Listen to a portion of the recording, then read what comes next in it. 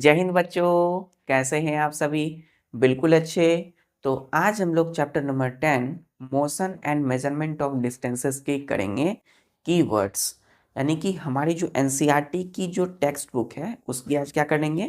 Keywords. तो चलिए अपनी कीवर्ड को स्टार्ट करते हैं। चैप्टर 10 एनसीईआरटी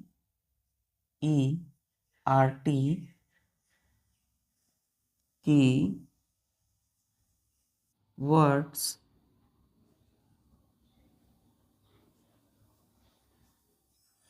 एनसीईआरटी की वर्ड्स। तो पहला कीवर्ड है बच्चों इस चैप्टर का, वो है सर्कुलर मोशन। सी से, सी लेटर से सर्कुलर, सर्कुलर मोशन। तो सर्कुलर मोशन को क्या करना है, हमें डिफाइन करना है, डिफिनेशन देना है। तो लिखेंगे कि motion along a circular path, circular path is called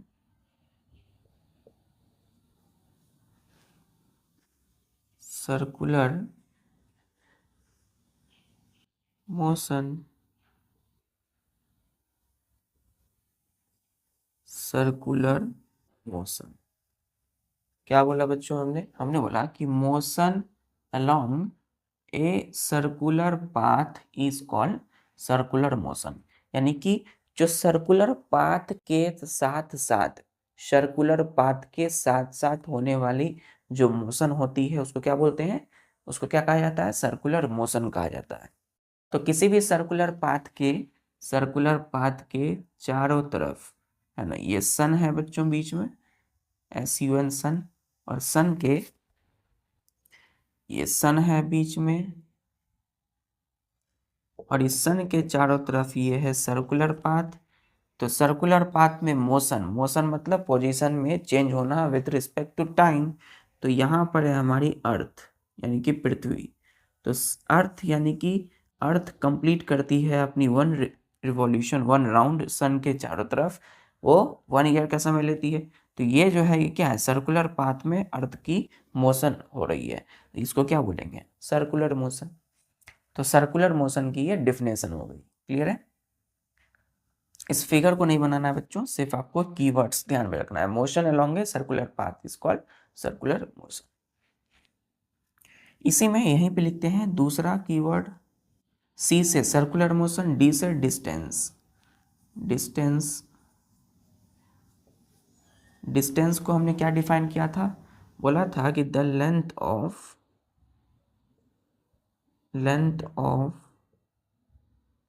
space between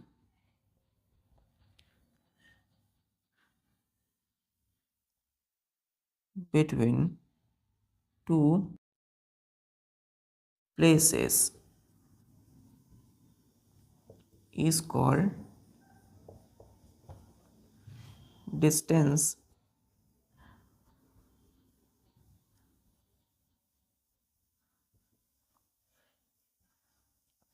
The length of space between two places is called distance. तो दो places, दो जगहों के बीच की जो स्पेस की लेंथ होगी, दो जगह है बच्चों, दो जगह है, इसकी जो भी स्पेस की लेंथ, लंबाई होगी, उसको क्या बोलेंगे? डिस्टेंस बोलते हैं। तो डिस्टेंस में हमने क्या बोला कि the length of space between two places is called distance, दूरी। क्लियर है? चलिए आते हैं तीसरा कीवर्ड पे।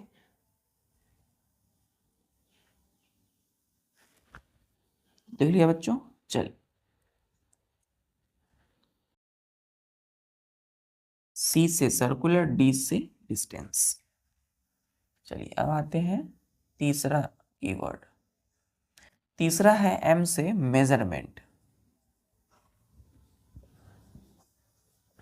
मेजरमेंट, स्पेलिंग ध्यान दीजिए।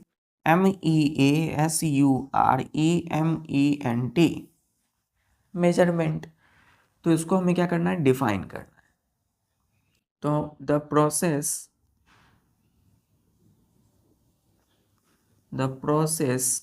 Of comparing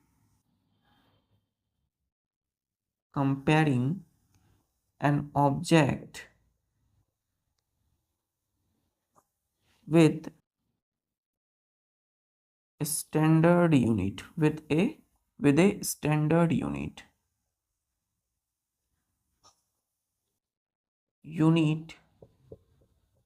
is called measurement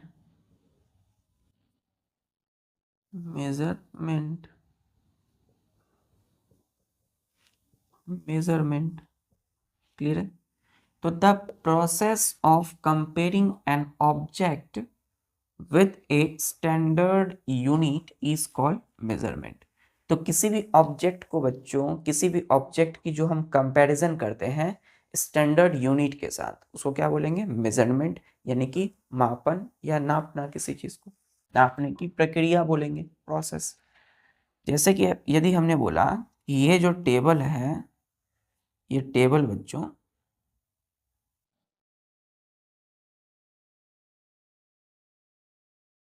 2 metre का ये टेबल है। ये टेबल कितने का है, 2 मीटर का है। तो 2 मीटर का मीन्स क्या हो गया कि टेबल जो है, table is 2 times the length of unit unit metre, the length of unit of metre.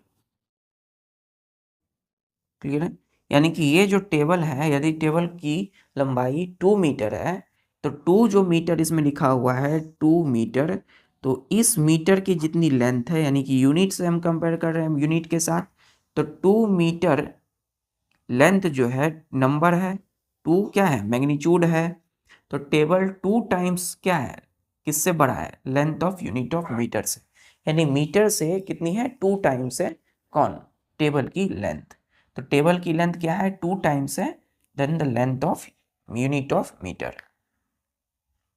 तो हम कंपेयर करते हैं बच्चों किसके साथ, स्टैंडर्ड यूनिट के साथ। क्लियर है, जिसकी वैल्यू क्या होगी, फिक्स्ड होगी, पर्सन टू पर्सन वेरी ना करेगी, प्लेस टू प्लेस वेरी ना करेगी। चलिए, डिफिनेशन क्लियर है, यही है इसकी कीवर्ड्स की डिफिनेशन। आते हैं एम से, हो गया मेजरमेंट। चलिए, अब आते हैं चौथा कीवर्ड।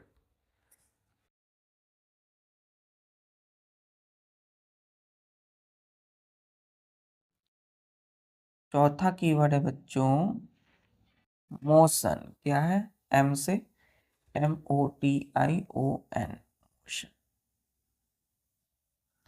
मोशन का मोस्ट पॉपुलर डिफिनेशन बच्चों एकदम ध्यान दीजिए, change in position with respect to time is called, क्या बोलेंगे इसको, मोशन। क्लियर है। हमने पढ़ा था कार यदि रेस्ट पर है तो उसकी पोजीशन चेंज नहीं हो रही है, समय के साथ एक ही जगह पर है। जैसे ही कार ए पॉइंट से कार जो है कहाँ जाती है बच्चों, वो सपोज ये कार है और ये पॉइंट ए पर है, ए से ये कार बी पर जाती है। क्लियर है,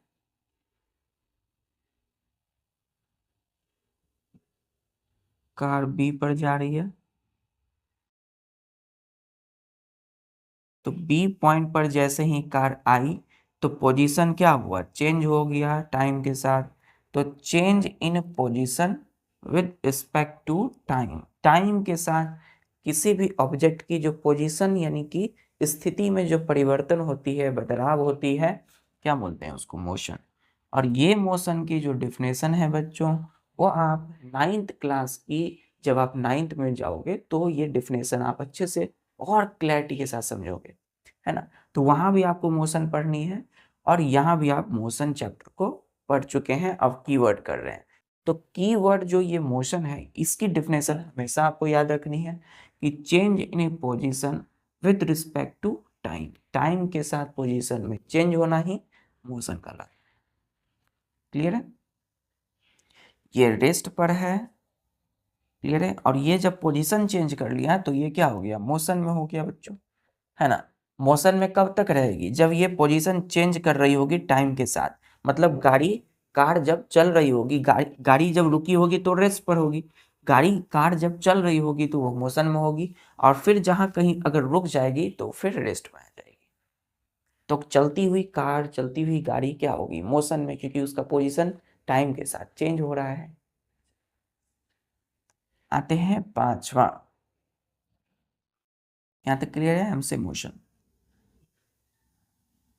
आते हैं पांचवा कीवर्ड में। पांचवा कीवर्ड है पी से periodic motion, periodic, P E, ध्यान दीजिए, PERIODIC, पेरियोडिक मोशन। तो इसको हमने क्या डिफाइन किया था कि motion which repeat itself after AFTER, after regular intervals of time is called periodic motion, periodic motion. तो पेरियोडिक मोशन मतलब जो मोशन रिपीट हो बार बार, है ना। तो मोशन विच रिपीट मतलब दोहराना, है ना, बार बार होने वाली। तो repeat itself after regular intervals of time is called periodic motion. Clear definition है। चलिए आते हैं सिक्स्थ कीवर्ड पर, पी से पेरियोडिक। इसके बाद क्या है बच्चों, सिक्स्थ में रेक्टिलिनियर मोशन, आर से रेक्टिलिनियर मोशन। सिक्स्थ में आर से rectilinear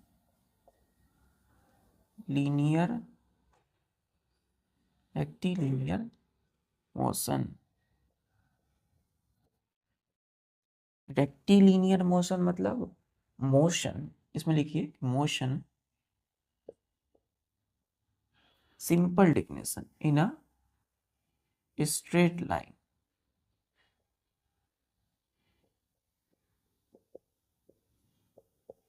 is called rectilinear,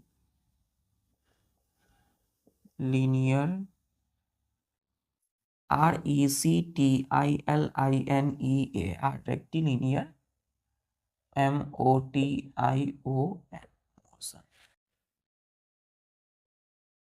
clear है बच्चों। तो कोई भी मोशन, कोई भी मोशन सीधी लाइन पर चलती हो, वैसी मोशन जो सीधी मोशन हो, है ना, सीधा जा रहा हो कोई, जैसे कार, बस, जैसे साइकिल आप चला रहे हो तो एकदम जब सीधा जा रहे हो तो वो रेक्टिलिनियर है। तो मोशन इन स्ट्रेट लाइन पर होने वाली जो मोशन है वो रेक्टिलिनियर मोशन। अब आते हैं सेवंथ, यहीं पर लिखते हैं बच्चों, SI यूनिट्स। SI यूनिट्स क्या होती है, इसमें लिखेंगे द स्टैंडर्ड, अच्छा चलिए इसको लिख लिया आपने 6th। चल 7th में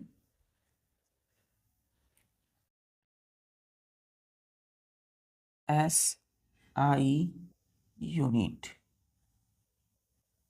SI यूनिट क्या होती है? The standard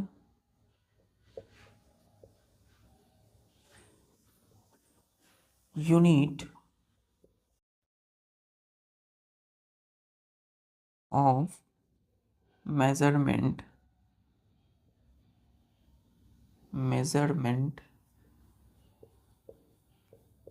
which are accepted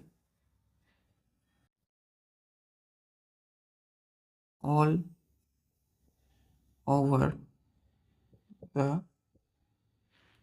over the countries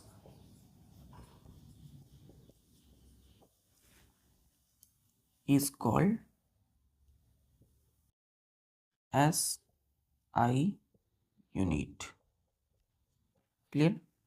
तो SI यूनिट को हमने क्या डिफाइन किया है कि the standard unit of measurement which are accepted all over the countries is called SI unit. मतलब मेजरमेंट, जो हम मेजरमेंट करते हैं, नापते हैं किसी चीज़ की, उसकी एक स्टैंडर्ड यूनिट है जो कि पूरी की पूरे देश, वर्ल्ड में, विश्व में जितने भी कंट्री हैं उन सब में क्या है? एक्सेप्टेड है, स्वीकार है, स्वीकृत है। क्लियर है? तो एक स्टैंडर्ड यूनिट ऑफ मेजरमेंट जो होती है उसको क्या बोलते हैं? SI unit which are accepted all over the countries. इसको नहीं भूलना है बच्चों, which are accepted all over the countries, सभी देशों में ये स्वीकृत है, मान्य है। SI unit. अब इसी में बच्चों नेक्स्ट कीवर्ड यूनिट सही है। यूनिट्स ऑफ मेजरमेंट क्या होती है? चलिए, ऐसा यूनिट क्लियर है, standard unit of measurement which are accepted all over the countries. चलिए 8वां, छोटी छोटी डिफरेंस है, इस कीवर्ड से आप अपनी जो मिथ है उसको अच्छे से क्लैरिफाई कर सकते हो। 8वां, यूनिट्स ऑफ मेजरमेंट।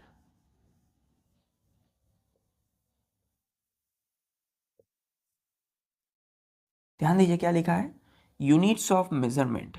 यहां पर हमें मेजरमेंट की यूनिट पूछा जा रहा है। यहाँ स्टैंडर्ड यूनिट ऑफ मेजरमेंट लिखा हुआ नहीं है, यहाँ पर SI यूनिट ऑफ मेजरमेंट लिखा हुआ नहीं है। क्या लिखा हुआ है? Unit of measurement. मतलब कि मेजरमेंट जो हम करते हैं, जैसे हम बोलते हैं 3 मीटर, तो 3 यहाँ क्या है बच्चों? नंबर। इसी को क्या बोलते हैं? मैग्नीट्यूड। मैग्नीट्यूड क्लियर है? M क्या है? यूनिट, यानी कि कौन सी यूनिट? मीटर। तो यहाँ पर जो यूनिट है ये क्या है? ये जो है 3 मीटर, ये क्या है? मेजरमेंट है किसी चीज़ की, है ना? ये मेजरमेंट है। तो ये जो मेजरमेंट है, हमने किसी चीज़ की माप नापा है तो 3 मीटर निकला है।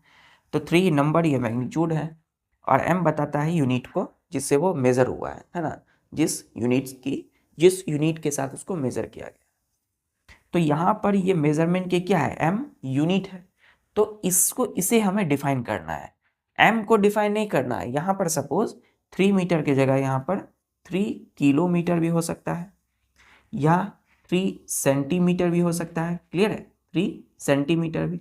तो सेंटीमीटर, किलोमीटर, मीटर, ये सब क्या है? यूनिट है ना? यूनिट है किसी चीज़ की। ये लेंथ की है, ये भी लेंथ की है, और ये भी लेंथ की है। चलिए, तो ये है यूनिट। हमें इसको डिफाइन नहीं करना है, हमें यूनिट को डिफाइन करना है। मतलब हमें नंबर यहाँ है, यहाँ पे यूनिट है, तो हमें किसको डिफाइन करना है? Unit of measurement. तो यूनिट क्या होती है बच्चों? एक रेफरेंस पॉइंट होती है ना? जैसे आपको किसी चीज़ की लेंथ नापनी है, लेंथ मेजर करना है, तो लेंथ क्या होती है? लेंथ की यूनिट मीटर में हम कर सकते हैं।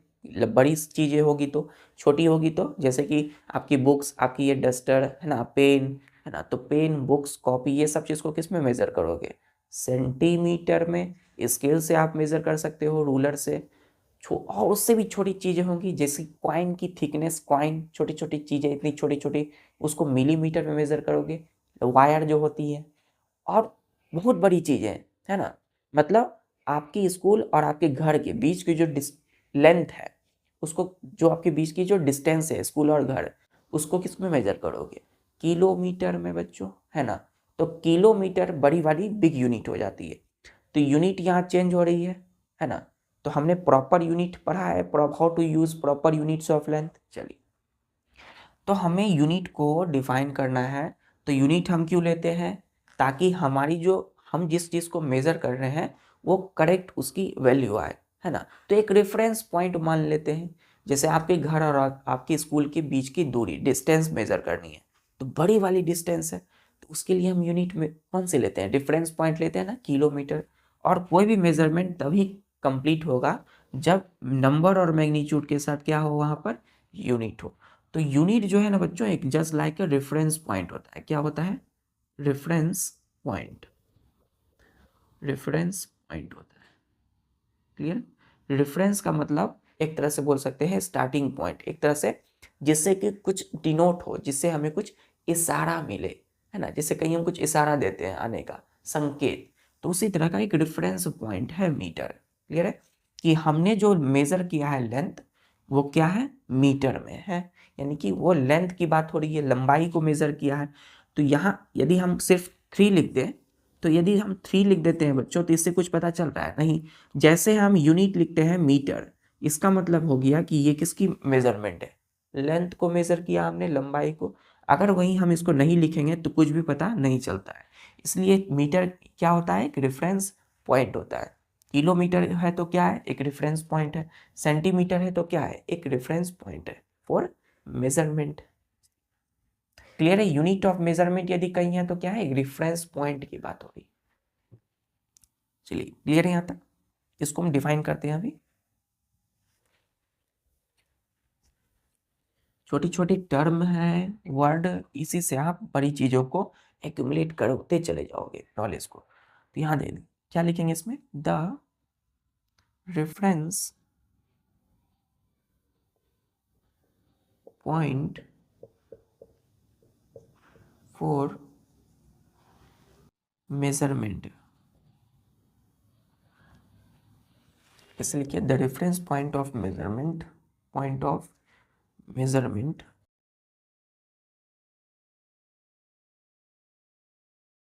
is called units. Reference points of measurement is called, यहाँ आर कॉल्ड लिखिए, are called units of measurement.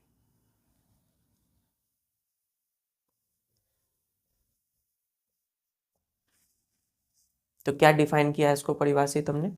The reference points of measurement are called units of measurement. Clear? तो मेजरमेंट की जो रेफरेंस पॉइंट है उसको क्या बोलेंगे? यूनिट्स ऑफ मेजरमेंट बोलेंगे। अब बच्चों मार्केट गए, आपको चीनी लेनी है, तो कितनी चीनी? 2 kg, 2 kg, 3 kg, है ना, 5 kg, कितनी kg? तो सपोज यदि हम मार्केट में गए और शॉपकीपर दुकानदार को बोले कि चीनी दीजिए सिर्फ 2, हमने 2 बोल करके छोड़ दिया, तो क्या जो दुकानदार है वो समझेंगे क्या कि आखिर क्या लेना है, 2 क्या? अगर 2 के साथ यदि हम बोल देते हैं 2 kg, 2 kg, तो दुकानदार जो अंकल है, शॉपकीपर अंकल, वो आसानी से समझ जाएंगे कि जो शुगर है, चीनी लेनी है, वो क्या लेनी है? 2 kg लेनी है ना।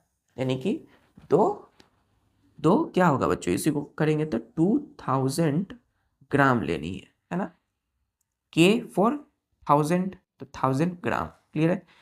तो जैसे ही हम 2 kg बोलेंगे तो वो 2 kg चीनी हमें दे देंगे। अगर सिर्फ बोलते हैं 2, तो इससे कुछ भी पता नहीं चलता है। इसलिए केजी क्या है? ये एक रेफरेंस पॉइंट है, किसकी? मेजरमेंट की। किस चीज की? चीनी लेनी है हमें 2 kg। चलो, क्लियर है? 2000 ग्राम, 2 kg। चलिए, तो unit of measurement definition clear है? जब भी बोले यूनिट ऑफ मेजरमेंट तो द रेफरेंस पॉइंट। ठीक है बच्चों, तो आज हमने अच्छे से कीवर्ड को कंप्लीट किया हमारी चैप्टर नंबर 10 की। फिर बच्चों मिलते हैं हमारी टेक्स्ट बुक एनसीईआरटी की एक्सरसाइज टाइम के साथ। तब तक जितने भी आपने पढ़ा है कीवर्ड को, पिछले जितने भी नोट्स आपने पढ़ा उसको अच्छे से रिवाइज कीजिए। मिलते हैं फिर एक्सरसाइज के क्वेश्चन के साथ। तब तक के लिए अपनी सभी काम को करते हुए पढ़ाई करते रहिए। जय हिंद।